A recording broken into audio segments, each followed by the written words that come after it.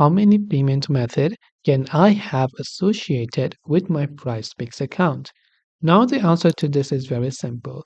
Maybe you have got multiple payment methods and you are wondering if you can link all of those payment methods, or you're finding or trying to find the answer as to how much you can link in a single PrizePicks account.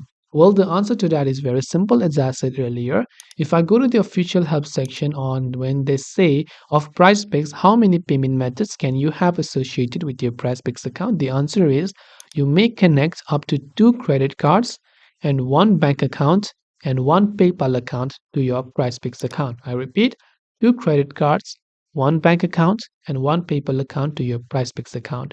These are the maximum number of payment methods that you can have associated with your PrizePicks account. I hope the video helped you. If you have got any further questions, feel free to leave them down in the comment section below. As always, thank you very much for watching till the end of this tutorial, and see you soon in our next video.